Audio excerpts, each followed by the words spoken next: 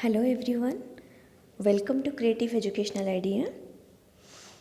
I am sure କାଲିର ଆମର Odia class 1 ଯାହା ହେଇଥିଲା ଧ୍ୱନି ବର୍ଣ୍ଣ ଶବ୍ଦ ସେସବୁ ଆପଣମାନେ ବହୁତ ଭଲସେ ବୁଝି ଯାଇଥିବେ ଏବଂ ତାକୁ ରିପିଟେଡ଼ଲି ପଢ଼ିଥିବେ। ଆଇ ଏମ୍ ସିଓର କି ନ୍ୟୁ ଟାଇପ୍ର ମାନେ ଡାଇଗ୍ରାମ୍ କରିକି ପଢ଼ିବା ଦ୍ୱାରା ଆପଣମାନଙ୍କ ପାଇଁ ଓଡ଼ିଆଟା ଇଜି ହେଇଯାଇଥିବ ଏବଂ ତାକୁ ମନେ ରଖିବା ବି ଇଜି ହେଇଯାଇଥିବ। ସେହିପରି ଆଜି ହେଉଛି ଆମର ଓଡ଼ିଆର ସେକେଣ୍ଡ କ୍ଲାସ୍ ଟପିକ୍ ପଦ ପ୍ରକରଣ। ପଦ କ'ଣ ଆଜି ଆମେ ପଢ଼ିବା, ଯେପରି ଲାଷ୍ଟ କ୍ଲାସ୍ରେ ଆମେ ପଢ଼ିଥିଲେ ଧ୍ୱନି କ'ଣ, ବର୍ଣ୍ଣ କ'ଣ, ଶବ୍ଦ କ'ଣ, ସେମାନେ କେତେ ପ୍ରକାରର, ଠିକ୍ ଅଛି। ସେହିପରି ଆଜି ଆମେ ପଢ଼ିବା ପଦ କ'ଣ ଏବଂ ତାହା କେତେ ପ୍ରକାରର। ଦେଖନ୍ତୁ, ସାର୍ଥକ ଶବ୍ଦ ବାକ୍ୟରେ ବ୍ୟବହୃତ ହେଲେ ତାହାକୁ ପଦ କୁହାଯାଏ। ସାର୍ଥକ ଶବ୍ଦ କ'ଣ ଆମେ ଗତକାଲି କ୍ଲାସ୍ରେ ପଢ଼ିଥିଲେ। ସାର୍ଥକ ଶବ୍ଦ ହେଉଛି ସେହି ଶବ୍ଦ ଯାହାର ଗୋଟେ ଅର୍ଥ ଥିବ। ଯେମିତିକି ମୁଁ ଆପଣଙ୍କୁ କହିଥିଲି, ମନେ ପକାନ୍ତୁ ଶ୍ରମିକ। ଶ୍ରମିକଟା ଆପଣ ଶୁଣିଲା ପରେ ଆପଣଙ୍କ ମାଇଣ୍ଡକୁ ଗୋଟେ କନସେପ୍ଟ ଆସେ ଯେ ଶ୍ରମ କରେ ସେ ହେଉଛି ଶ୍ରମିକ। ଯଦି ମୁଁ ଆପଣଙ୍କୁ କିଛି ଗୋଟେ ଅର୍ଥ ନଥିବା କିଛି ବର୍ଣ୍ଣକୁ ଯୋଡ଼ି ଦେଇ କହିବି ମଶକ, ତାହେଲେ ଆପଣଙ୍କର ତା'ର କିଛି ମାନେ ହିଁ ନାହିଁ, ମିନିଂ ହିଁ ନାହିଁ। ତେଣୁ ସେହିଭଳି ସାର୍ଥକ ଅର୍ଥ ନଥିବା କୌଣସି ଶବ୍ଦ ବାକ୍ୟରେ ବ୍ୟବହୃତ ହୁଏ ନାହିଁ ବା ହେଲେ ମଧ୍ୟ ସେ ଗୋଟେ ନିରର୍ଥକ ବାକ୍ୟ ହୋଇଯାଏ, ତା'ର କୌଣସି ଅର୍ଥ ନଥାଏ। ତେଣୁ ସେ ନିର୍ଦ୍ଦିଷ୍ଟ ଅର୍ଥ ଥିବା ସାର୍ଥକ ଶବ୍ଦ ଯେତେବେଳେ ସେ ବାକ୍ୟରେ ବ୍ୟବହୃତ ହୋଇଯାଏ ସେହି ଶବ୍ଦକୁ ଆଉ ଶବ୍ଦ ନ କହିକି ଆମେ କ'ଣ କହିଥାଉ, ପଦ କହିଥାଉ। ବୁଝିପାରୁଛନ୍ତି? ମାନେ ସାର୍ଥକ, ଆପଣ ଡେଫିନେସନ୍ ମନେ ରଖନ୍ତୁ। ସାର୍ଥକ ଶବ୍ଦ ବାକ୍ୟରେ ବ୍ୟବହୃତ ହୋଇଗଲେ ତାହାକୁ ଆମେ ପଦ ବୋଲି କହିବା, ଠିକ୍ ଅଛି। ତେବେ ଏଇ ପଦ କେତେ ପ୍ରକାରର ଏବଂ କ'ଣ କ'ଣ? ବାକ୍ୟରେ ବ୍ୟବହାର କରାଯାଉଥିବା ପଦକୁ ଆମେ 5 ଭାଗରେ ବିଭକ୍ତ କରିଛେ। ଏଇଟା ଆପଣ ସ୍କୁଲ ଲାଇଫ୍ରୁ ପଢ଼ି ଆସିଥିବେ, ଆପଣଙ୍କ ପାଇଁ ମନେ ରଖିବା ଇଜି ହେଇଯିବ। ବାକ୍ୟରେ ବ୍ୟବହୃତ କରାଯାଉଥିବା ପଦକୁ ଆମେ 5 ଭାଗରେ ବିଭକ୍ତ କରାଯାଇଛି। ସେ କ'ଣ ନା ବିଶେଷ୍ୟ ପଦ, ବିଶେଷଣ ପଦ, ସର୍ବନାମ ପଦ, ଅବ୍ୟୟ ପଦ ଏବଂ କ୍ରିୟାପଦ। ଠିକ୍ ଅଛି। ବିଶେଷ୍ୟ, ବିଶେଷଣ, ସର୍ବନାମ, ଅବ୍ୟୟ ଏବଂ କ୍ରିୟା। ଆପଣମାନେ ଚିନ୍ତା କରିପାରିବେ କି ମ୍ୟାମ୍ ଏସବୁ ଏତେ ଡିଟେଲ୍ସଲି ଆମେ ସବୁଗୁଡ଼ାକ କ'ଣ ପଢ଼ିବା ଦରକାର? ହଁ ଆଜ୍ଞା, ଆପଣଙ୍କୁ ଏଇଟା ପଢ଼ିବା ଦରକାର। କାହିଁକି ନା ଏକ୍ଜାମ୍ରେ ମୋଡ଼ିଫାଇ କରିକି କ୍ୱେଶ୍ଚିନ୍ ପଚାରି ଦିଏ, ବାରମ୍ବାର ପଚାରିଛି ମଧ୍ୟ। ସ୍ପେଶିଆଲି ଆପଣଙ୍କ ପାଇଁ ଇମ୍ପୋର୍ଟାଣ୍ଟ ହେଉଛି ଏଇ ବିଶେଷ୍ୟ ଏବଂ ବିଶେଷଣ। ଅବ୍ୟୟରୁ ମଧ୍ୟ କ୍ୱେଶ୍ଚିନ୍ ପଚାରେ, ବଟ୍ ଯଦି ଇନ୍ କମ୍ପାରିଜନ୍ ଟୁ 5 ଜଣ ଯାକୁ ଆମେ କମ୍ପାରିଜନ୍ କରିବା ତାହେଲେ ଆପଣଙ୍କର ବିଶେଷ୍ୟ ଏବଂ ବିଶେଷଣରୁ ଅଧିକ କ୍ୱେଶ୍ଚିନ୍ ଆସିଥାଏ। ତେଣୁ ଆମେ ଗୋଟେ ଗୋଟେ ପାର୍ଟକୁ ମାନେ ଗୋଟେ ଗୋଟେ ପଦକୁ ଆମେ ଏହାର ଗୋଟେ ପଦକୁ ଆମେ ସ୍ପେଶିଆଲି ପଢ଼ିବା, କାହିଁକି ନା ବହୁତ ବଡ଼ ବଡ଼ ବିଷୟ ତା ବିଷୟରେ ଡିଟେଲ୍ସ ଅଛି। ଦେଖନ୍ତୁ, ବାକ୍ୟରେ ବ୍ୟବହୃତ ସାର୍ଥକ ଶବ୍ଦର ମୂଳ ରୂପକୁ ପ୍ରତିପାଦିକ କୁହାଯାଏ। ଦେଖନ୍ତୁ, ଦେଖିଲେ, ବାକ୍ୟରେ ବ୍ୟବହୃତ ସାର୍ଥକ ଶବ୍ଦର ମୂଳ ରୂପକୁ ପ୍ରତିପାଦକ ବୋଲି ଆମେ କହିବା। ସେ ପ୍ରତିପାଦକଟା କ'ଣ? ଦେଖନ୍ତୁ, ଏ ପ୍ରତିପାଦିକ ମାନେ କ'ଣ? ଦେଖନ୍ତୁ, ପ୍ରତିପାଦକ ଗୁଡ଼ିକରେ କୌଣସି ପ୍ରକାର ବିଭକ୍ତି, ସୂଚକ, ଚିହ୍ନ, ପ୍ରତ୍ୟୟ ଏସବୁ କିଛି ଲାଗିନଥାଏ। ଏହା ଏକ ମୂଳ ରୂପ, ମାନେ ଶବ୍ଦର ମୂଳ ରୂପ ହେଉଛି ପ୍ରତିପାଦିକ। ଉଦାହରଣ ଯେପରିକି ମୁଁ ଆପଣଙ୍କୁ ଦେଉଛି, ଗଛ, ଫୁଲ, ମାଟି, ଏସବୁରେ କୌଣସି ପ୍ରକାର ବିଭକ୍ତି, ଚିହ୍ନ, ପ୍ରତ୍ୟୟ ଲାଗିନି, ଠିକ୍ ଅଛି। ତେଣୁ ଏସବୁ ହେଉଛି ଗୋଟେ ପ୍ରତିପାଦକ। ଯେତେବେଳେ ଆମେ ଗଛରେ କିଛି ଲଗାଇଦେବା, ଯେପରିକି ଗଛରେ, ଫୁଲକୁ, ମାଟି ଦ୍ୱାରା, ଠିକ୍ ଅଛି, ଏଇ ଶବ୍ଦ ଲଗାଇଦେଲେ ଏସବୁ କ'ଣ ହେଇଯାଉଛି, ଯୌଗିକ ଶବ୍ଦ ରୂପ ଗଠନ କରିଦେଉଛି। ତେବେ ବିନା କୌଣସି ପ୍ରତ୍ୟୟ, ବିଭକ୍ତି, ସୂଚକ ଲାଗି ଯେଉଁ ଶବ୍ଦ ଥାଏ, ଯେପରିକି ମୁଁ କହିଲି ଗଛ, ଫୁଲ, ମାଟି, ଚଢ଼େଇ, ସୁଖ, ସହଜ, ଏସବୁ ହେଉଛନ୍ତି ପ୍ରତିପାଦିକ। ଏସବୁ ଉପରେ ଆପଣଙ୍କର ଡିଟେଲ୍ସ କ୍ୱେଶ୍ଚିନ୍ ନ ପଚାରି ପାରିଲେ ମଧ୍ୟ କେବଳ ଆପଣଙ୍କୁ ଏତେ ପଚାରିବନି, କେବଳ ଆପଣଙ୍କୁ ଗୋଟିଏ ପଚାରିପାରେ କି ବାକ୍ୟରେ ବ୍ୟବହୃତ ହେଉଥିବା ସାର୍ଥକ ଶବ୍ଦର ମୂଳ ରୂପକୁ କ'ଣ କୁହାଯାଏ, ବା ଶବ୍ଦର ମୂଳ ରୂପକୁ କ'ଣ କୁହାଯାଏ, ବାକ୍ୟରେ ବ୍ୟବହାର ହେଉଥିବା ଶବ୍ଦର ମୂଳ ରୂପକୁ କ'ଣ କୁହାଯାଏ। ତେଣୁ ଆପଣ ତେବେ ଆପଣଙ୍କର ଆନ୍ସର୍ ହେଇଯିବ ପ୍ରତିପଦିକ। ଠିକ୍ ଅଛି। ସେହିପରି କ୍ରିୟାର ମୂଳ ରୂପକୁ ଆମେ କହିବା ପ୍ରକୃତି। କ୍ରିୟାର ମୂଳ ରୂପ କ'ଣ ନା, ଯେପରିକି ଆମେ କହିବା କି ଖେଳ, ଏଇଟା ହେଉଛି ମୂଳ, ବା ଖେଳ ଏଇଟା ହେଉଛି ଧାତୁ। ସେଇ ଧାତୁର ଯେତେବେଳେ ଆମେ ସେଥିରେ କିଛି ମିଶିଯାଏ ସେତେବେଳେ ସେ ଏକ ଯୌଗିକ ଶବ୍ଦ ହୋଇଯାଏ। କିନ୍ତୁ ଯେକୌଣସି ଗୋଟେ କ୍ରିୟାର ମୂଳକୁ ଆମେ ପ୍ରକୃତି ବୋଲି କହିବା। ଯେପରିକି ଆମେ କହିପାରିବା, ଦେଖନ୍ତୁ ଖେଳ ମାନେ ସେ ଖେଳ ଧାତୁରୁ ତିଆରି ହୋଇଛି ଆମର। ବଟ୍ ଯଦି ଆମେ କହିବା ଖେଳୁଛେ, ଖେଳିବା, ପଢ଼ିଛେ, ପାରିଛୁ, ଖାଇବ, ଏସବୁ ଲାଗିଗଲେ ସେ ଆଉ ମାନେ ବାଚକ ଶବ୍ଦ ହେଇଯାଏ। କିନ୍ତୁ ଏଇ କେଉଁ ବାଚକ ଶବ୍ଦ? କ୍ରିୟାବାଚକ ଶବ୍ଦ ହେଇଯାଏ। ଏହି କ୍ରିୟାର ମୂଳକୁ ଆମେ ପ୍ରକୃତି ବୋଲି କହିବା। ଠିକ୍ ଅଛି। ଆପଣଙ୍କୁ ଏଠି ଦୁଇଟି କ୍ୱେଶ୍ଚିନ୍, ଏଠୁ ଆପଣଙ୍କର 4ଟି କ୍ୱେଶ୍ଚିନ୍ ପଚାରି ଯାଉଛି, ଆପଣ ଦେଖିପାରିବେ। ଗୋଟିଏ କ୍ୱେଶ୍ଚିନ୍ ହେଲା ପଦ କାହାକୁ କୁହାଯାଏ। ଦ୍ୱିତୀୟଟି ଆସିପାରିବ ପଦକୁ କେତେ ଭାଗରେ ବିଭକ୍ତ କରାଯାଇଛି। ତୃତୀୟଟି ଏହିସବୁକୁ ଦେଇଥିବ ଏବଂ ଅନ୍ୟ କୌଣସି ଗୋଟେ 3ଟି ଦେଇଥିବ ଏବଂ ଗୋଟେ ଅନ୍ୟଟି ଦେଇଥିବ। ଯେପରିକି ଏତିକ ଦେଇସାରିଲା ପରେ ଆପଣଙ୍କୁ ସମାସ ଦେଇଥିବ ଏବଂ ପଚାରିଥିବ କେଉଁଟି ପଦର ଅନ୍ତର୍ଗତ ନୁହଁ, ତେବେ ଆପଣଙ୍କର ଉତ୍ତର ସମାସ ହେଇଯିବ। ପୁଣି ଆଉ ଗୋଟେ କ୍ୱେଶ୍ଚିନ୍ ପଚାରିପାରେ ପ୍ରତିପାଦିକ କାହାକୁ କୁହାଯାଏ, ଆଉ ଗୋଟେ ପଚାରିପାରେ ପ୍ରକୃତି କାହାକୁ କୁହାଯାଏ। ତ ଏହି ସ୍ଲାଇଡ଼୍ରୁ ଆମର ଟୋଟାଲି କେତୋଟି କ୍ୱେଶ୍ଚିନ୍ ବାହାରି ପଡ଼ିଲା? 5ଟି।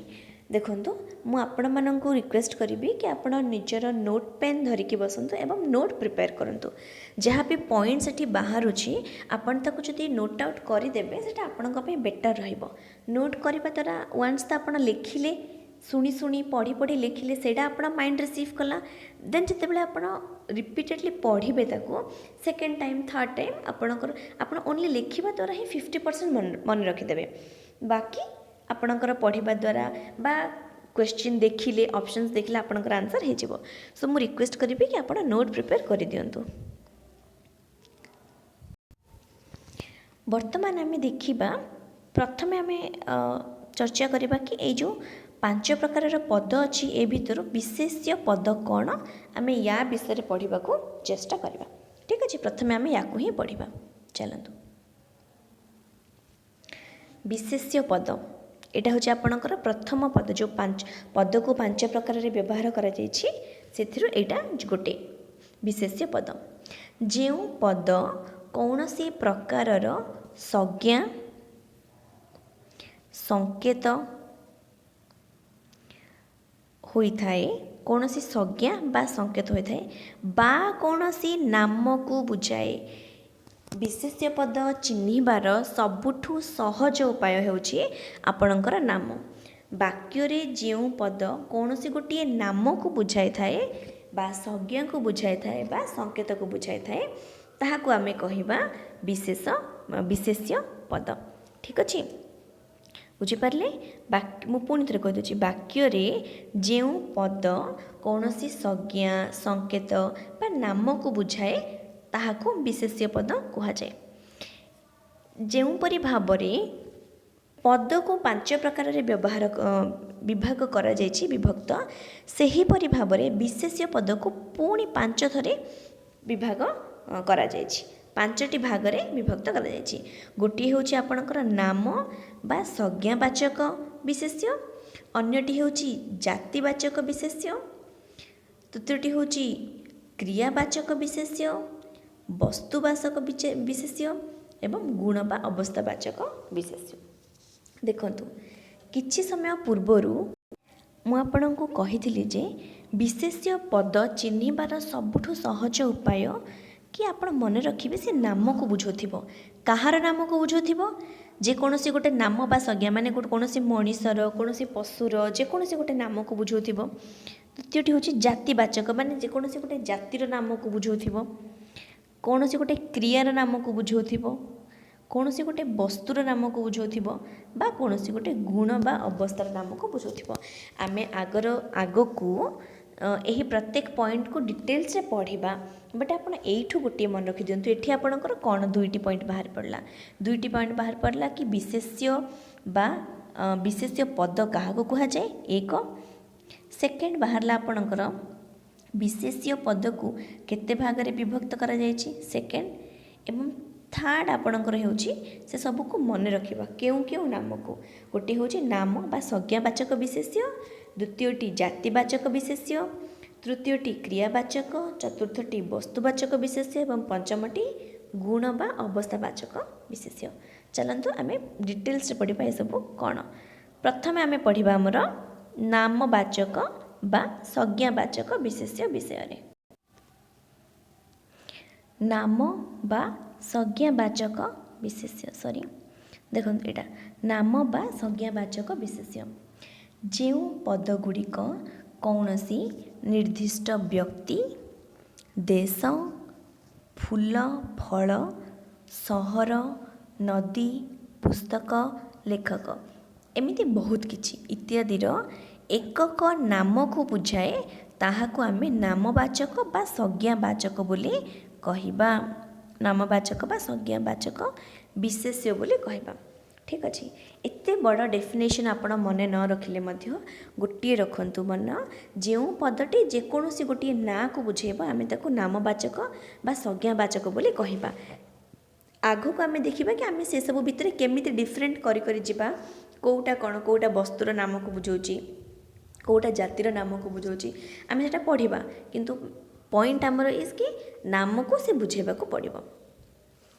देखंतु आपणकर ये गोटे उदाहरण दिखाई सुरेश परी एटा देखो सुरेश परी परेश भी भल पढ़े प्रथमतः सुरेश हो गला आमर एक प्राणी बा मनुष्यर ना द्वितीयतः परेश मध्य आमर एक मनुष्यर नाम यही दुईटी नाम को देखी आपण को बुझी जावाक पड़ो जे कि ए दुईटी केउ प्रकार विशेष्य नामवाचक विशेष्य ठीक अच्छे ए दुईटी केउ प्रकार विशेष्य नामवाचक विशेष्य एवं जो पद कौन सी मनुष्यर नाम को बुझाए ताको आमे व्यक्तिवाचक विशेष्य मध्य कहि परिबा नामवाचक बा व्यक्तिवाचक बुझी परछन्ती सही परी द्वितीय देखंतु रामायण आम देशर ए द्वितीय देखंतु रामायण आम भाषार महान ग्रंथ बा आम देशर महान ग्रंथ एठी रामायण कहिले केवल एवं केवल रामायण ग्रंथ को ही बुझाऊँगी माने सही ग्रंथ जार नाम रामायण सही ग्रंथ को ही बुझाऊँगी ता माने ए कहार गोटे नाम हो गला कौन सी गोटे ग्रंथर नाम हो गला जेहेतु बा माने पुस्तकर नाम हो गला तेणु ए मध्य होउची हमर गोटे नामवाचक विशेष्य एवं यह से आपण को मन रखा पड़ो जे बहीटी कौन प्राणी ना अप्राणी ना कौन सी मनुष्यर ना आम तो पढ़िले कि जदि कौन सी नाम मनुष्यर नाम को बुझेबा ताको व्यक्तिवाचक कहबा एठी रामायण गोटे बही माने गोटे निर्जीव निर्जीव बही अप्राणी तेणु एही भली पद को आम अप्राणीवाचक बा संज्ञावाचक मध्य कहबा बुझीपारछन्ती अप्राणीर नाम को बुझाउथिले से कौन हो जाउची अप्राणीवाचक बा संज्ञावाचक अप्राणीवाचक रे आउ कौन कौन जाई परिबो जेमिति कि आपणकर नदी नदी कौन अप्राणी से प्राणी नुह तेणु किंतु नदी माने आपण कौन पहाड़ जंगल विषय भावे कि नदी शुणिला परे आपण नदी विषय भावे ताहा माने एटा होची केते गुड़ाए नदी मानकर जाति को गोटे ना दिखाई नदी तो ए मध्य कौन हो जाउची हमर जातिवाचक विशेष्य किंतु सी कौन संज्ञावाचक विशेष्य मध्य माने अप्राणीवाचक संज्ञावाचक विशेष्य बुझीपारछन्ती देखंतु एतिकी मन रखंतु जो पद कौनसी एक देश फूल फल लेखक सहर बा जेकोसी गोटे जिनसर पर्टिकुलर गोटे ना को जदि मेंशन करदेला सीए हो आपणकर नामवाचक बा संज्ञावाचक विशेष्य ठीक अच्छे जमीक आम सुरेश परेश एवं रामायण विषय देखिले तृतीयटी देखो आमर तुलसी गछ को आम पूजा करि थाउ माने तुलसी एठी जो तुलसी आपणकर अच्छी ए हूँ गोटे गछर ना तुलसी गछ कहले आम तुलसी गछ को ही भाविबा अदा बा आमर कौन फूल गछर गछ को भाविबानी तुलसी माने आम केवल तुलसी गछ को ही भाविबा। एवं मु जो अप्राणीवाचक विशेष्य कथा कहूली से केवल आपण को एमती नदी बोली तो दे नथिबो महानदी बा गंगा नदी एपरी भाव से नदीर ना देदेला मेंशन करदेला कौ नदी से तो सहीटा होगला आपण नामवाचक्य नामवाचक विशेष्य तेबे संज्ञावाचक विशेष्य केमिति हेबो काहेकि ना से गोटे अप्राणी ठीक अच्छे। तो जो पद कौन से मनुष्यर नाम को बुझाए से हूँ प्राणीवाचक व्यक्तिवाचक कौन सी प्राणी माने पशु पक्षी जमीक आम कहीपर ऐरावत ऐरावत माने केवल जो हाथी कहार इंद्रंक पाखे अच्छी तार ना ही ऐरावत तेबे सी कौन हो गोटे प्राणी। जटायु जटायु आपण जानिछंती जे माता सीता को रावण अपहरण करके नेला बेले बा चोरी करके नेला बेले तांको सहाय्य पे आसीथिले से होचंती गोटे ही जटायु अछंती जटायु कहली तांको ना को बुझौची एवं से मध्य गोटे प्राणी ठीक अच्छे। तो प्राणी मानक नाम को जदि बुझेब ताहले से हो प्राणीवाचक मनुष्यर नाम को बुझेले हो व्यक्तिवाचक एवं अप्राणी मानक नाम को बुझाइले से हो अप्राणीवाचक बा संज्ञावाचक ठीक अच्छे। नेक्स्ट एटा है आमर नामवाचक नामवाचक पर आमर कौन आसला जातिवाचक जातिवाचक विशेष्य आमर एटा कहार सेकेंड पॉइंट बा कहार ख पॉइंट ए हूँ विशेष्य पद को जो 5 भाग रे विभक्त करा जायतिला देखंतु ए हूँ आमर विशेष्य पद को आमर 5 भाग रे विभक्त करा जायतिला। प्रथमटा हूँ नाम एवं संज्ञावाचक आम पढ़ी सारिले नाम बा संज्ञावाचक आम पढ़ी सारे वर्तमान आम पढ़ा जातिवाचक जातिवाचक विशेष्य एटा कहार विशेष्य पद विषय आम केवल पढ़ुचे। चलतु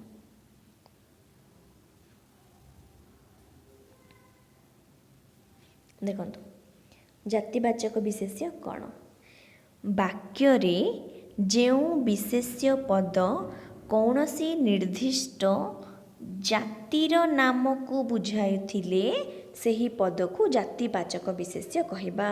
मन रखंतु ए भी गोटे नाम को ही बुझेब किंतु से नामटा कहार हेतिबो गोटे निर्दिष्ट जातिर हेतिबो तेबे जे कि आमे ताको कहबा जातिवाचक विशेष्य। मु आपनक पई किछि उदाहरण एठी लिखि देइछि देखंतु।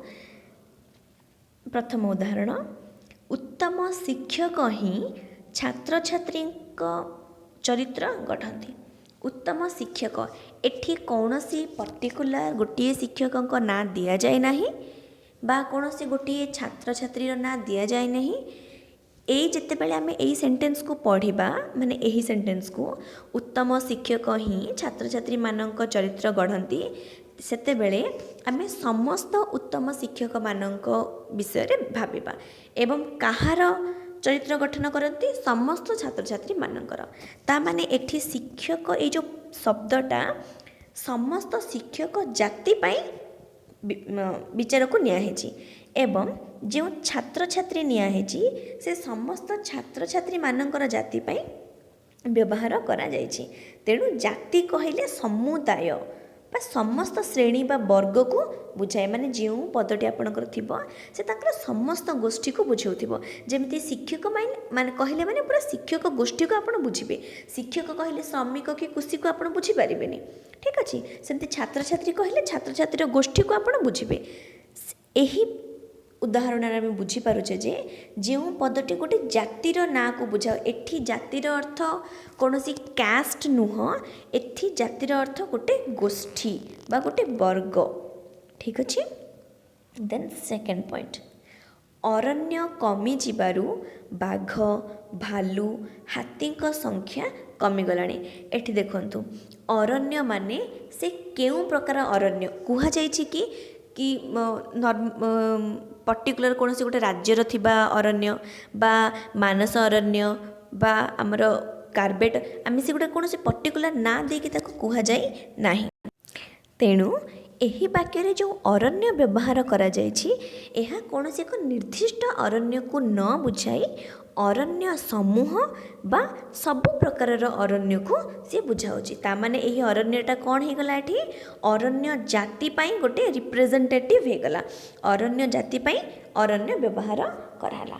ସେହିପରି ଭାବରେ ଦେଖନ୍ତୁ ବାଘ, ଆପଣମାନେ ନନ୍ଦନକାନନରେ ଗୁଡ଼ାଏ ବାଘ ଥିବାର ଜାଣିଥିବେ ଏବଂ ପ୍ରତ୍ୟେକ ଜୁରେ ଚିଡ଼ିଆଖାନାରେ ପ୍ରତ୍ୟେକ ବାଘ ଭାଲୁ ମାନଙ୍କର ଗୋଟେ ଗୋଟେ ନାଁ ଦିଆଯାଏ। ଯେମିତିକି ଆମର ନନ୍ଦନକାନନ ଭୁବନେଶ୍ୱର ନନ୍ଦନକାନନରେ ଗୋଟେ ସୁନ୍ଦରୀ ବୋଲି ବାଘୁଣୀ ଥିଲା, ତା ନାଁ ସୁନ୍ଦରୀ ଦିଆଯାଇଥିଲା। ଯେତେବେଳେ ମୁଁ ଏଠି ଯଦି ମେନସନ୍ କରିଦେଇଥାନ୍ତି କି ସୁନ୍ଦରୀ ବାଘ କମିଗଲାଣି ସେତେବେଳେ ସେଇ ବାଘୁଣୀର ନାଁଟାକୁ ମେନସନ୍ ହେଇଯାଇଥାନ୍ତା। କିନ୍ତୁ ଏଠି କୌଣସି ଗୋଟେ ପର୍ଟିକୁଲାର ଗୋଟିଏ ବାଘ ବିଷୟରେ ନ କହିକି ବାଘ ମାନେ ସମସ୍ତ ବାଘର ବର୍ଗକୁ ସିଏ ବୁଝାଉଛି। ଭାଲୁ ମଧ୍ୟ ଗୋଟିଏ କୌଣସି ଭାଲୁ ନ କହିକି ବାଘ ଭାଲୁ ଓ ହାତୀ ମାନେ ଏକ ନିର୍ଦ୍ଦିଷ୍ଟ ଜାତିର ପଶୁର ନାମକୁ ବୁଝାଉଛି। ଏ ଗୋଟେ ଜାତିର ପଶୁ, ଏମାନେ ବାଘ ବାଘ ଜାତିର ପଶୁ, ଭାଲୁ ଭାଲୁ ଜାତିର ପଶୁ ଏବଂ ହାତୀ ହାତୀ ମାନେ ଏମାନେ ଗୋଟେ ଗୋଟେ ନାଁ ଯିଏକି ଗୋଟେ ଗୋଟେ ଜାତିକୁ ବୁଝାଏ। ଠିକ୍ ଅଛି, ତେବେ ଆମେ ପୁଣି ଥରେ ପଢ଼ି ନେବା। ଆପଣଙ୍କର ଡେଫିନେସନ୍ଟି ହେଉଛି ଗୋଟିଏ ପଦ ଯଦି କୌଣସି ନିର୍ଦ୍ଦିଷ୍ଟ ଜାତିର ନାମକୁ ବୁଝାଇଥାଏ ସେହି ପଦକୁ ଜାତିବାଚକ ବିଶେଷ୍ୟ କହିବା। ତେବେ ଏଠି ଶିକ୍ଷକ, ଛାତ୍ରଛାତ୍ରୀ, ଅରଣ୍ୟ, ବାଘ ଭାଲୁ ହାତୀ ଏସବୁ କ'ଣ ହେଇଯାଉଛନ୍ତି ବିଭିନ୍ନ ପ୍ରକାର ଜାତିର ନାମକୁ ବୁଝାଉଛନ୍ତି। ସେହିପରି ତୃତୀୟ ଏକ୍ଜାମ୍ପଲ୍ ଆପଣଙ୍କର ସହରରେ ମଣିଷଙ୍କ ସଂଖ୍ୟା ବଢ଼ି ବଢ଼ି ଚାଲିଛି। ଦେଖନ୍ତୁ ସହର କହିଲେ ମଧ୍ୟ ଏ କୌଣସି ପର୍ଟିକୁଲାର କଟକ ବା ପୁରୀ ବା ମୁମ୍ବାଇ ବା ଲଣ୍ଡନ ଏହିପରି କୌଣସି ନିର୍ଦ୍ଦିଷ୍ଟ ସହରର ନାମକୁ ସେ ସୂଚିତ କରୁନି। ସହର କହିଲେ ଗୋଟିଏ ପ୍ରକାର ଜାତିର ନାମ ରୂପେ ବ୍ୟବହୃତ ହୋଇଛି। ସେହିପରି ମଣିଷ ମଧ୍ୟ ଏକ ନିର୍ଦ୍ଦିଷ୍ଟ ଶ୍ରେଣୀର ପ୍ରାଣୀ ଜାତିର ନାମକୁ ସୂଚିତ କରୁଛି। ମଣିଷ କହିଲେ ସେ କୌଣସି ପର୍ଟିକୁଲାର ମଣିଷ ରାମ ଶ୍ୟାମ ଘନ ଏଗୁଡ଼ାକର ନାଁ ସେ କୁହାଯାଏନି। ମଣିଷ ଜାତିର ଯେକୌଣସି ମଣିଷକୁ ସେ ବୁଝାଇ ପାରିବ। ତେଣୁ ଶିକ୍ଷକ, ଛାତ୍ରଛାତ୍ରୀ, ଅରଣ୍ୟ, ବାଘ ଭାଲୁ, ସହର, ମଣିଷ ଏସବୁ ହେଉଛନ୍ତି ଗୋଟିଏ ଗୋଟିଏ ଜାତିର ନାମକୁ ବୁଝାଉଥିବାରୁ ଜାତିବାଚକ ବିଶେଷ୍ୟ। ଠିକ୍ ଅଛି, ତ ଦେଖନ୍ତୁ ମୁଁ ଏଠି ମେନସନ୍ ବି କରିଦେଇଛି। ଜାତି କହିଲେ ସମୁଦାୟ ସମଶ୍ରେଣୀ ବା ବର୍ଗକୁ ବୁଝାଉଅଛି। ନେକ୍ସଟ କିଛିଟା ଏକ୍ଜାମ୍ପଲ୍ ଦେଖିଦେବା ଆମେ। ତ ପୋଇ ଛେଳି ଜଗୁଥିଲା, ଘରମଣି ଛେଳିଟି ତାର ପ୍ରିୟ ଥିଲା। ଦେଖନ୍ତୁ ଆପଣ ଟିକେ ନିଜେ ଭାବିବାକୁ ଚେଷ୍ଟା କରନ୍ତୁ କେଉଁଟା କେଉଁ ପ୍ରକାର ବିଶେଷ୍ୟ ହେବ, ତାପରେ ମୁଁ ଆପଣଙ୍କୁ କହିଦେବି। ଦେଖନ୍ତୁ ତ ପୋଇ ଆମେ ଜାଣିଛେ, ତ ପୋଇଙ୍କ ବିଷୟରେ ଆମେ ପଢ଼ିଛେ ବା ଶୁଣିଛେ।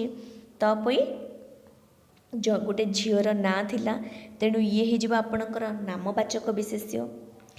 ତାପରେ ଆମର ଆସିଯାଉଛି ଛେଳି, କିନ୍ତୁ କେଉଁ ଛେଳି ସେଟା କୁହାଯାଇ ନାହିଁ, କେବଳ ଛେଳି ଦିଆଯାଇଛି। ତେଣୁ ଛେଳି ଏଠି ଏକ ଜାତିବାଚକ ବିଶେଷ୍ୟକୁ ପଳେଇବ। ସମସ୍ତ ଛେଳିର ଜାତିର ନାମ ହେଉଛି ଛେଳି। ଏଠି ପୁଣି ଦେଖନ୍ତୁ ଘରମଣି ଛେଳିଟି, ଏଠାରେ ଛେଳିଟିର ନାଁ ଦିଆଗଲା ଘରମଣି, ତେଣୁ ପୁଣି ଥରେ ଇଏ ହେଇଯିବ ନାମବାଚକ ବିଶେଷ୍ୟ। ଠିକ୍ ଅଛି, ଦେଖନ୍ତୁ ତ ପୋଇ ନାମବାଚକ ବିଶେଷ୍ୟ, ଛେଳି ଜାତିବାଚକ ବିଶେଷ୍ୟ, ପୁଣି ଘରମଣି ଛେଳି ପର୍ଟିକୁଲାର ଏଠି ମେନସନ୍ କରାହୋଇଗଲା କେଉଁ ଛେଳିଟି, ଘରମଣି ନାମର ଛେଳିଟି ତାର ପ୍ରିୟ ଥିଲା, ତେଣୁ ଘରମଣି ହୋଇଯିବ ପୁଣି ଥରେ ନାମବାଚକ ବିଶେଷ୍ୟ। ନେକ୍ସଟ ନଦୀ ଭିତରେ ଗଙ୍ଗା ନଦୀ ପବିତ୍ର। ଏଠି ଦେଖନ୍ତୁ ନଦୀ ମାନେ କେଉଁ ନଦୀ, ବ୍ରହ୍ମପୁତ୍ର, ଯମୁନା, ଗଙ୍ଗା, ମହାନଦୀ, ବହୁତ ଗୁଡ଼ାଏ ନଦୀ ଅଛନ୍ତି। ନଦୀ କହିବା ମାତ୍ରକେ ଆମେ ନଦୀମାନଙ୍କ ବିଷୟରେ ଭାବିବା ଆରମ୍ଭ କରିଦେଲେ, ତେଣୁ ନଦୀ ହେଉଛି ଜାତିବାଚକ ବିଶେଷ୍ୟ ହେବ। ଏବଂ ଗଙ୍ଗା ନଦୀ ମାନେ କେବଳ ଗୋଟିଏ ହିଁ ଗଙ୍ଗା ନଦୀ ଅଛି, ତେଣୁ ଗଙ୍ଗା ନଦୀ କହିଲେ ଆମେ ଗୋଟିଏ ଗଙ୍ଗା ନଦୀକୁ ହିଁ ବୁଝିବା। ତେଣୁ ଗଙ୍ଗା ନଦୀ ଆମର କ'ଣ ହେଇଯିବ, राइट जातिवाचक सॉरी नामवाचक विशेष्य नदी आपणकर होइजिबो नाम जातिवाचक विशेष्य एवं गंगा आपणकर होइजिबो नामवाचक विशेष्य काहेकि ना नदी माने जेकोसी गोटे नदी हेई पारे किंतु गंगा माने केवल गोटे नदी तेणु आमर नदी एठी जातिवाचक एवं गंगा एठी नामवाचक विशेष्य। नेक्स्ट तृतीय नंबर ओडिया एक सांविधानिक भाषा देखंतु पर्टिकुलर एठी आमर ओडिया दिया हे गला पर्टिकुलर ओडिया भाषा माने पर्टिकुलर आमे जानि जे ओडिया ही भाषा अन्य कोनोसी भाषा को तो आमे ओडिया भाषा कहिबानी तेबे ओडिया आमर हे जीव नामवाचक विशेष्य ओडिया भाषार ना हेउछि ओडिया। एहा परे जो भाषा कुहा गला भाषा जेतेबेले आपणको माइंड को आसे बा आपण शुणती से आपण ओडिया हिंदी इंग्लिश तेलुगु मलयालम पंजाबी गुजराती हाँ एमती बहुत प्रकार भाषा विषय आपण माइंड को आसब किंतु कौन सी गोटे भाषा जदि आपण को कहब सी से ही भाषा को ही बुझेब तेणु भाषा होइजिबो एठी आपणकर जातिवाचक विशेष्य एवं ओडिया होइजिबो आपणकर नामवाचक विशेष्य।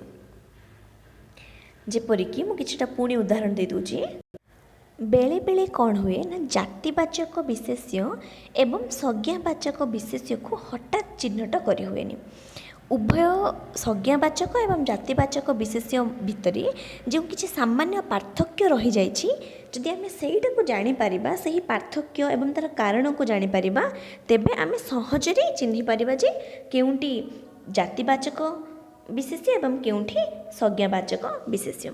देखंतु एटी उदाहरण देछि बही बही माने गुड़ाए बही हेई परिबो केउ बही मध्य हेई परिबो किंतु जदि आमे एठी भागवत कहीदबा ता माने केवल सेही भागवत बही को ही बुझेइबो आमे जदि केवल बही कहिबा ताहले से गोटे निर्दिष्ट बही को बुझेइबो नाही बही मानकर जाति को बुझेइबो बहीटा हेउची बही जातिर गोटे नाम तेणु सी जातिवाचक एवं भागवत रामायण हाँ ये सब हेउची गोटे गोटे नाम माने जदि आमे कहिबा रामायण ता माने रामायण को ही बुझेइबो भागवत माने भागवत को ही बुझेइबो तेणु एठी बही एक जातिवाचक एवं भागवत एक संज्ञावाचक बा नामवाचक।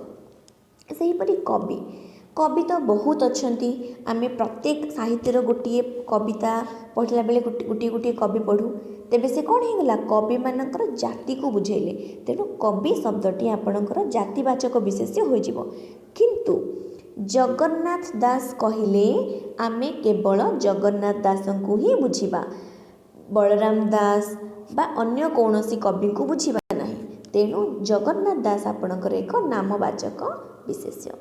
सेहीपरि मंदिर कहिले आमे रघुनाथ मंदिर विष्णु मंदिर शिवंक मंदिर जेकोसी मंदिर को बुझीपार किंतु लिंगराज बोली जदि कहगला तेबे आमे भुवनेश्वर रे थिबा लिंगराज मंदिर को ही बुझीबा तेणु पुणी थे ये लिंगराज कौन हो नामवाचक एवं मंदिर जेहेतु मंदिर जाति को बुझाए से हो जातिवाचक विशेष्य। ठीक अच्छे सेहीपरि देवता देवता हेउछि आपण मानकर जातिवाचक विशेष्य काहेकि ना देवता कहिबा मात्रे आपण केउ देवता जानि पारंती नाही किंतु जगन्नाथ कहिला बेले आपण कहिबा द्वारा आपण जानि परिबे जे जगन्नाथ भगवान एथिरु पुणी थरे जणा पड़ जाउछि स्पष्ट हो जाउछि जेउ जेउ पदरु आपणको निर्दिष्ट जनकर बा जे कोनोसीर ना पचारिबो सेटा हे जिवो नामवाचक बा संज्ञावाचक एवं गोष्ठी बा वर्ग को बुझाउथिबा पदगुड़िकर कौन हो जातिवाचक विशेष्य। नेक्स्ट वर्तमान आमर नामवाचक बा संज्ञावाचक कंप्लीट हो गला एवं जातिवाचक विशेष्य मध्य आमे पढ़ी चलिए वर्तमान आमे पढ़िबा वस्तुवाचक विशेष्य कौन चलतु पढ़िबा वस्तुवाचक विशेष्य कौन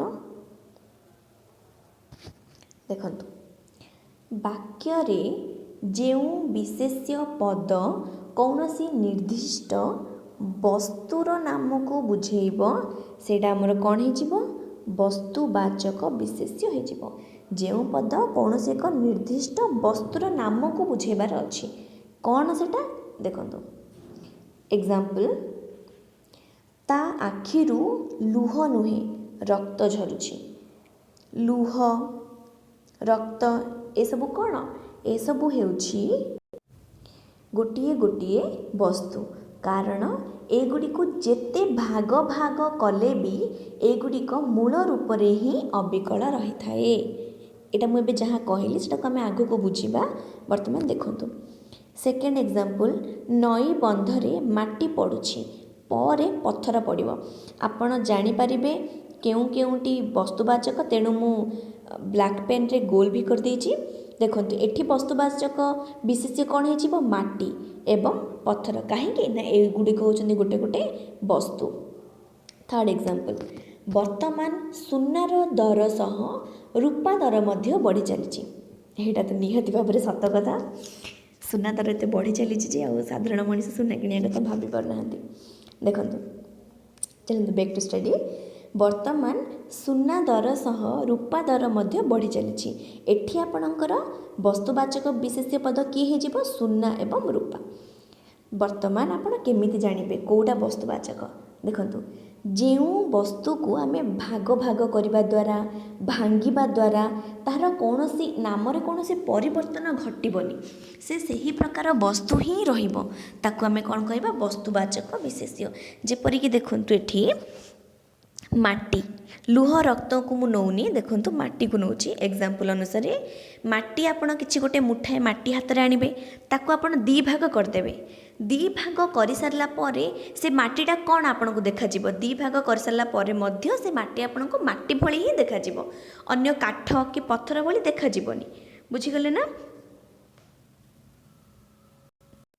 सेहीपरि जदि आम पत्थर को भाग भाग करवा आप गोटे पत्थर आणवे ताकू हाथुड़ी हो कौन से मशीन साहाଯ୍य ड्रिलिंग मशीन साहाଯ୍य आप डिवाइड करदे डैमेज करदे तो जो टुकड़ा टुकड़ा छोट छोट पाइबे से सब कौन से सब भी तो पत्थर ही ना तो जो वस्तु को भांगा द्वारा बा भाग भाग करने द्वारा से जिनस ही आमको मिल ताकू आम कह वस्तु ताकू आम वस्तुर आख्या देदेबा आग को जो आम उदाहरण पढ़ा जाऊे हुए तो ता द्वारा आपण यार कॉन्सेप्ट को क्लीयरली बुझीपारे देखंतु बेले बेले कौन हुए ना वस्तुवाचक एवं जातिवाचक जेमिति कि गोटे भितरे पार्थक्य करवा जानिबा टिके कष्ट हो जाए जेमिति कि जदि मु केवल काठ कहबी आपण कहिबे कि मैम काठ भी तो जातिवाचक विशेष्य कहीं कौ प्रकार काठ तो किसी कहुनी तेबे ये तो काठर जाति को बुझाऊँच पुणी आप कहे काठ को भांगा द्वारा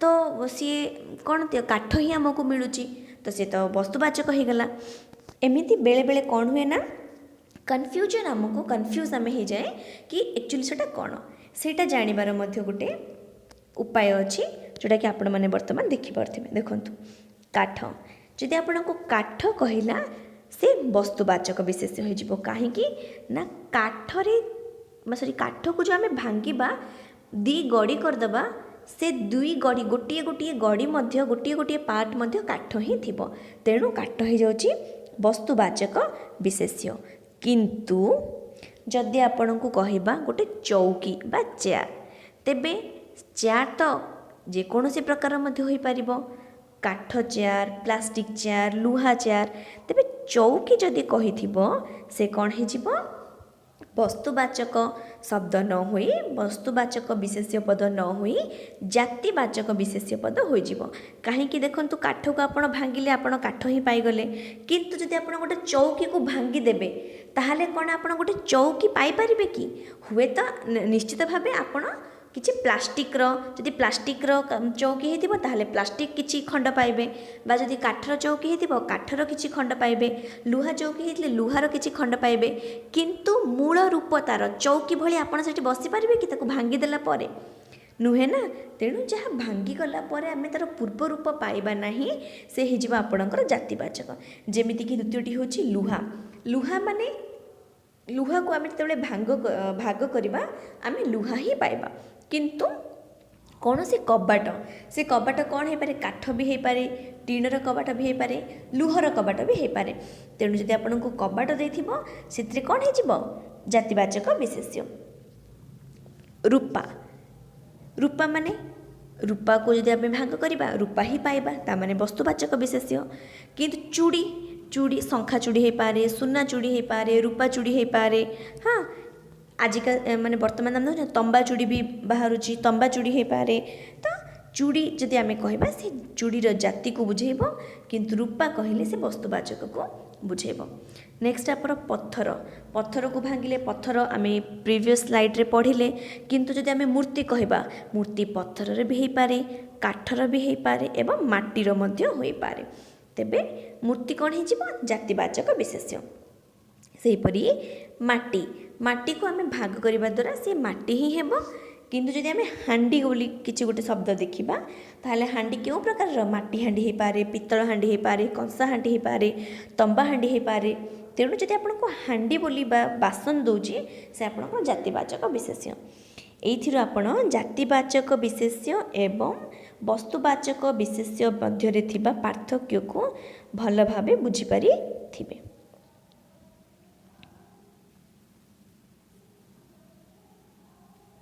नेक्स्ट देखंतु एठी किछि मु मेंशन करिछि वस्तुवाचक नामटी जो मौलिक पदार्थ को नहीं गठित होता है ताहाकु भाग भाग बा सॉरी भाग भाग कले मध्य मूल रूप रे ही ताहाकु आमे पाई थाउ बा मूल रूप रे ही ताको बुझाई थाए। तेबे सेटाको आमे कोन कहिबा वस्तुवाचक। ठीक अछि। Next slide. वर्तमान आम पढ़ा गुणवाचक। आम पुणी थे देखीदे आमर कौन कौन सरीगला। देखु आमर वस्तुवाचक मध्य सरी जाइए। वर्तमान आम देखा गुणवाचक अवस्था। गुणवाचक विशेष्य यार डेफिनेशन वाक्य रे जेउ विशेष्य पद कौनसी निर्दिष्ट गुण बा परस्परर नाम को बुझाए। सॉरी अवस्थार परस्पर नुह अवस्थार नाम को बुझाए ताहाको आमे कौन कहबा गुणवाचक बा अवस्थावाचक। गुणवाचक को आमे मध्य अवस्थावाचक कहि परिबा केतेबेले जेतेबेले आपणकर पदटी कौनसी अवस्थार नाम को बुझाए। अवस्था माने केमिति अवस्था आमर शैशवावस्था, वृद्धावस्था, दारिद्र्यावस्था बुझुଛନ୍ତି ना। कौनसी गोटे अवस्थार दारिद्र्यावस्था माने गरीब आमर अवस्थार नाम को बुझाउथिबो बा कौनसी गोटे गुणर नाम को बुझाउथिबो। एग्जाम्पल्स द्वारा आम अधिक सहजरे बुझीपार। फर्स्ट पॉइंट देखंतु कपोत निरीहता। निरीहता माने सरल। निरीहता और मयूर सौंदर्यर प्रतीक अटे।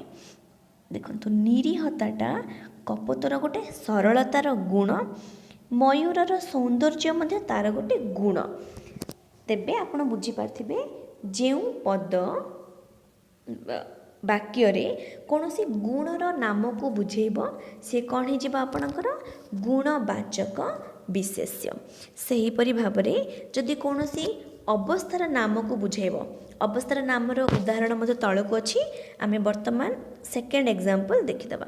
देखंतु सबुठी सेकेंड एग्जांपल सबुठी दारिद्र्य ही निरक्षरतार कारण। एठी देखंतु मु आपनको किछि समय पूर्व कहली दारिद्र्य कोन गोटे अवस्था, दरिद्र अवस्था। दारिद्र्य अवस्था बुझेबारु अवस्था को बुझाई थिबारु ताहार सेटा को प्रकार विशेष्य होई जिवो अवस्थावाचक विशेष्य होई जिवो। किंतु पुणी थरे आस जानतो निरक्षरता को। निरक्षरता शब्दटी आपणकर गोटे गुण को बुझौछि। माने से निरक्षर, से पढ़ी नाही, से स्वाक्षर नुहे, तो निरक्षरतार गोटे गुण ही गला। से बदगुण हो बा सद्गुण हो जदि आपणकर गुण को बुझौछि से हे जिवो गुणवाचक विशेष्य। सेहीपरि थर्ड एग्जांपल चांचल्य सृष्टि अपेक्षा सत्य प्रकाश करिबा संवादपत्रर धर्म। चांचल्य कहबार अर्थ कि सस्पेंस बा कौनसी क्यूरियोसिटी लोक मानक मध्य जदि से न्यूज़ पेपर आप आजिकल मीडिया देखुंत गोटे छोट घटना को मध्य किपरि टीआरपी बहुत बड़ घटना करी प्रकाश करुँच सेमिति करबा अपेक्षा सत्य कहबा एक भल गुण। तेणु ये गुणवाचक विशेष्य। एवं चांचल्य मध्य गोटे गुण से गुणवाचक विशेष्य ये सबू चांचल्य सृष्टि अपेक्षा सत्य प्रकाश करने संवादपत्रर धर्म अटे। फोर्थ जीवनर शैशव देखंतु आसीगला आमर शैशव अवस्था माने पिला बेल, यौवन अवस्था माने जो आमर युवपीढ़ीर पिला माने एवं वार्धक्य अवस्था माने आमर वृद्ध गुरुजन माने। जीवन रे शैशव यौवन और वार्धक्य आसे एवं सुख सहित दुख मध्य लगी रही थाए। सुख अवस्था दुख अवस्था मध्य अच्छी कि नहीं आमर नट अवस्था गोटे समय को से बुझाऊँगी। शैशव यौवन वार्धक्य ए सब गोटे अवस्था को बुझेबा नाम होइथिबारु ए सब कौन अवस्थावाचक विशेष्य। सेहीपरि सौंदर्य निरीहता ए सब गुण को बुझाउथिबार नाम होइथिबारु ए सब हेउछंती गुणवाचक विशेष्य। ठीक अच्छे आग को आम पढ़ा नेक्स्ट आम पुणी आसीगले आमर से पेज को देखु चारि प्रकार विशेष्य आम पढ़ी सारे केवल बाकी रहा आपणकर क्रियावाचक विशेष्य। चलतु सेटा भी आम पढ़ी नवा। क्रियावाचक विशेष्य वाक्य व्यवहृत जो पदगुड़िक कौन सी निर्दिष्ट क्रिया माने कौन काम कार्य बा कार्यर नाम को माने अर्थात आइदर तो से काम को बुझाउथिबो बा कामर नाम को कामटा चली थाउ बा केवल काम करने कथा कुहा जाय थाउ। ठीक अच्छे क्रिया काम को बुझाओ कार्य को बा कार्यर नाम को बुझाओ ताहाको आमे कौन कहबा क्रियावाचक विशेष्य पद कहबा। कौन वाक्य व्यवहृत जो पदगुड़िक कौन सी गोटे क्रिया को बुझाउथिबो बा क्रियार नाम को बुझाउथिबो केवल नाम को बुझाइले मध्य आमे ताहाको कहबा क्रियावाचक विशेष्य। देख उदाहरण देखंतु वाक्य रे जो शब्द व्यवहार करा जाए बा वाक्य रे जो क्रियावाचक शब्द व्यवहार करा जाए ता साधारणतः दुई प्रकारर। ठीक अच्छे गोटे होछि आपणकर साध्य एटा आपण नोट कर दियंतु गोटे होछि आपणकर साध्य एवं अन्यटी होछि सिद्ध अन्यटी आपणकर कौन सिद्ध गोटे होछि साध्य एवं अन्यटी होछि सिद्ध। तेबे साध्य आमे काहाको कहबा ना माने क्रिया पदटी बा जो पदटी कौन सी काल रे माने कौ समय रे अतीत रे ना वर्तमान रे ना भविष्यत रे वचन रे माने एक वचन जणे करुछि ना दी जण ना अनेक जण केउ पुरुष अनुसार कार्य साधन हुए तेबे ताहाको आमे साध्य माने केते जण। प्रथम कथा हला केउ समय अतीत वर्तमान भविष्यत जणे करुछि कार्यटा बा दी जण करुछि बा तीन जण करछंती तेबे जाइकी सेटा कौन हो जो पदटी ए सब को बुझाउथिबो से हेजिबो साध्य। किंतु ए सब किछि न थाए कि जदि गोटे आपणकर क्रियापद थिबो किंतु सही क्रियापदटी ना कौनसी काल को बुझाउथिबो ना कौनसी वचन को बुझाउथिबो तेबे से कौन हेजिबो सिद्ध हेजिबो। जो आपण दुई प्रकार देखुचंती एठी उदाहरण दुई अलग अलग प्रकार लिखिछि ना प्रथम प्रकार वाक्य एवं द्वितीय प्रकार वाक्य एमानक मध्यरे एटा होछि साध्य एटा होछि सिद्ध। देखंतु मैं एटा क्लियर कर दोछि तापर आमे भलो से पढ़ी परिबा। उदाहरण आपण देखंतु सेमाने खेलुछंती फर्स्ट एग्जांपल को देखंतु एठी तो से आपणकर क्रियापदटी एठी कोन खेलिबा खेलुछंती एटा होछि आपणकर क्रियापद।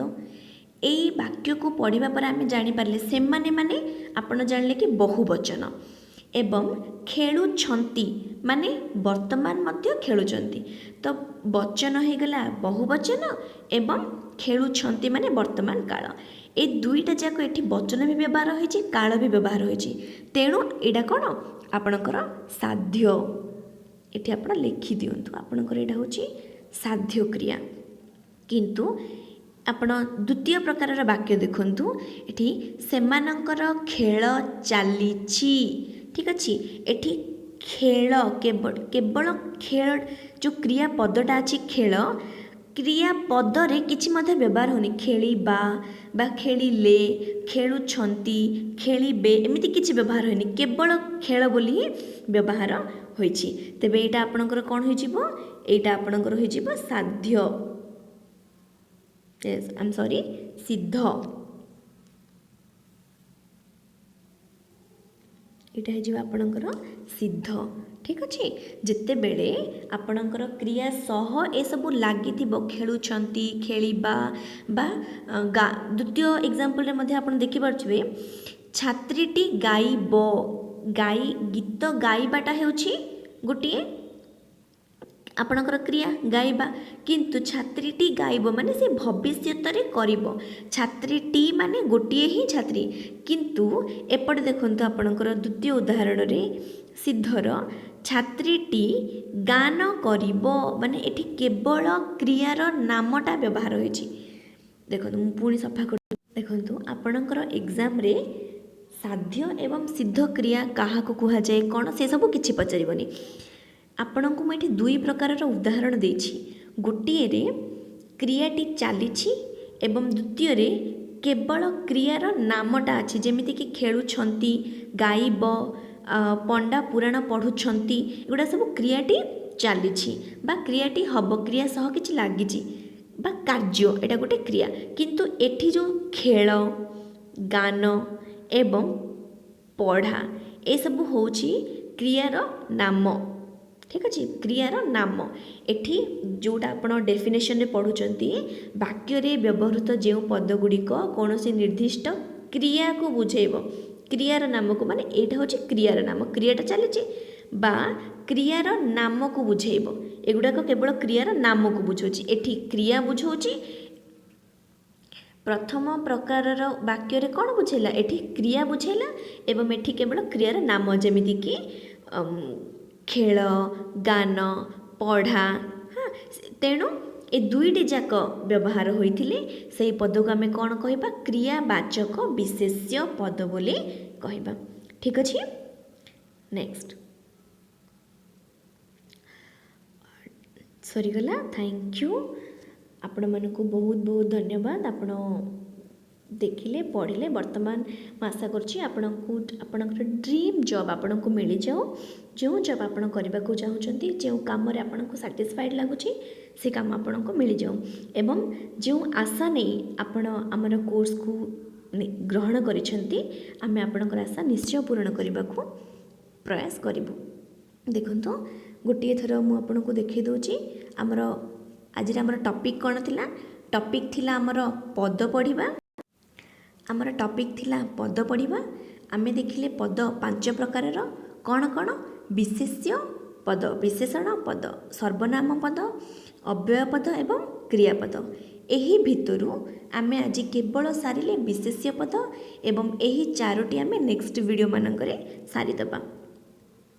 एहा परे विशेष्य पद केते प्रकार विशेष्य पद पुणी 5 प्रकार नामवाचक विशेष्य जातिवाचक विशेष्य वस्तुवाचक विशेष्य एवं गुणवाचक विशेष्य एवं क्रियावाचक विशेष्य एही 5टी नामवाचक विशेष्य कौन जो विशेष्य पद कौन सी नाम को बुझाई थाए बा संज्ञा को बुझाई थाए सी नामवाचक विशेष्य जो विशेष्य पद कौन सी जातिर नाम को बुझाई थाए से जातिवाचक विशेष्य जो विशेष्य पद कौन सी वस्तुर नाम को बुझाई थाए से वस्तुवाचक विशेष्य जो विशेष्य पदटी कौन सी गुण बा अवस्था मन रखंतु गुण बा अवस्था नाम को बुझाई थाए से कौन गुण बा अवस्थावाचक विशेष्य एवं जो पदटी कौन सी निर्दिष्ट क्रिया को बुझाओ बा केवल क्रियार नाम को बुझाओ से कौन हो क्रियावाचक विशेष्य ठीक अच्छे।